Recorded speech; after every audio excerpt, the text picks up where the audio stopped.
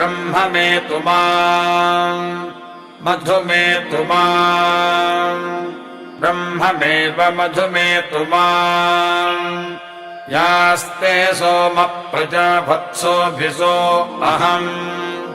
दुःस्वप्नहम् दुरुष्यः यास्ते सोम प्राणागस्ताञ्जहोमि त्रिसुपर्णमयाचितम् ब्राह्मणाय दद्यात् ब्रह्महत्याम् वा एते घ्नन्ति ये ब्राह्मणास्त्रिसुपर्णम् पठन्ति ते सोमम् प्राप्नुवन्ति आसहस्रात् पङ्क्तिम् पुनन्ति ॐ ब्रह्ममेधया मधुमेधया ब्रह्ममेव मधुमेधया अब्जानो देवसवितः प्रजावत्सावीः सौभगम् परा दुष्स्वप्नियगुम् सुवा विश्वानि देवसवितद्दुरितानि परासुवा यद्भद्रम् तन्म आसुवा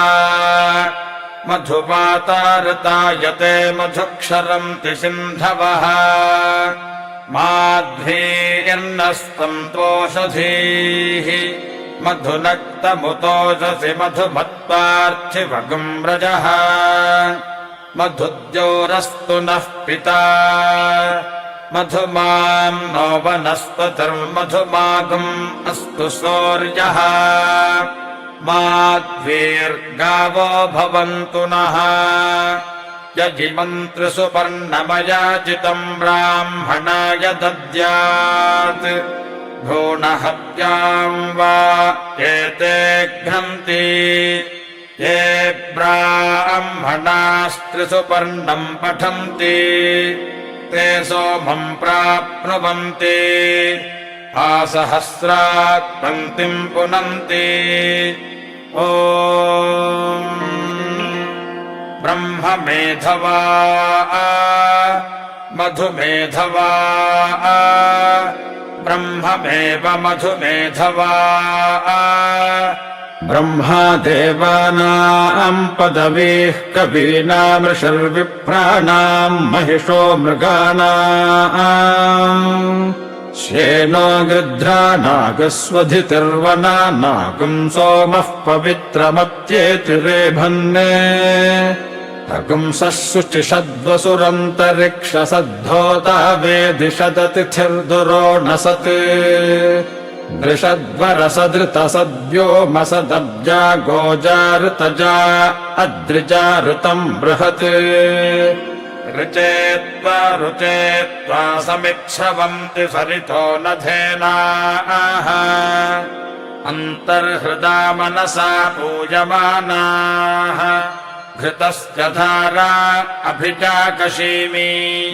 हिरण्ययो वेतसो मध्य आसाम् तस्मिन् सुपर्णो मधुकृत्कुलार्ये भजन्नास्ते मधुदेवताभ्यः तस्यासते हरयः सप्ततीरे स्वधाम् दुहाना अमृतस्य धारा यजितम् त्रिसुपर्णमयाचितम् ब्राह्मणाय दद्यात् वीरहत्याम् वा एते घ्नन्ति ये ब्राह्मणास्त्रिसुपर्णम् पठन्ति ते सोमम् प्राप्नुवन्ति आसहस्रात् पङ्क्तिम् पुनन्ति ॐ श्रद्धायाम् प्राणे निविष्टोऽमृतम् जुहोमि श्रद्धायामपाने निविष्टोऽमृतम् जुहोमि श्रद्धायाम् व्याने निविष्टोऽमृतम् जुहोमि श्रद्धायामुदाने निविष्टोऽमृतम् जुहोमि श्रद्धायागुम् समाने निविष्टोऽमृतम् जुहोमि ब्रह्मणि आत्मामृतत्वाय अमृतोपस्तरणमसि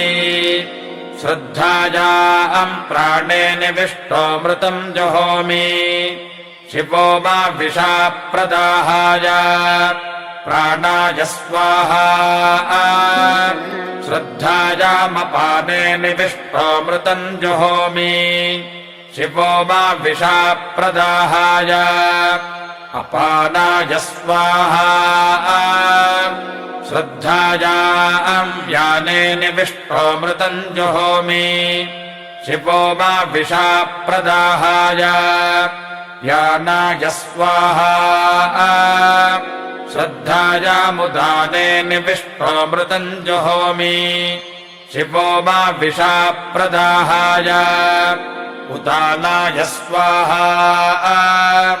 श्रद्धायागम् समाने निविष्टोऽमृतम् जुहोमि शिवो मा विषा प्रदाहाय समानाय स्वाहा ब्रह्मणि आत्मामृतत्वाय अमृतापिधानमसि श्रद्धायाम् प्राणे निविष्टामृतगम् हुताम् प्राणमन्नेनाप्यायस्व श्रद्धायामपाने निविष्टामृतगम् हुताम् अपानमन्नेनाप्यायस्व श्रद्धायाम् व्याने निविष्टामृतगम् हुताम् व्यानमन्नेनाप्यायस्व श्रद्धायामुदाने निविष्टामृतगम् हुताम् उदानमन्नेनाप्यायस्व श्रद्धायागम् समाने निविष्टामृतगम् हुताम् समानमन्नेनाप्यायस्व अङ्गुष्ठमात्रः पुरुषोऽङ्गुष्ठम् च समाश्रितः ईशः सर्वस्य जगतः प्रभुः प्रीणाति विश्वभुक् वाङ्म आसन् नसोः प्राणः अक्षोश्चक्षुः कर्णयोः श्रोत्रम् बाहुवोर्बलम् ऊरुवोरोजः अरिष्टाविश्वान्यङ्गानि तनोः तनुवा मे सह नमस्ते अस्तु मामाहि गुंसीः।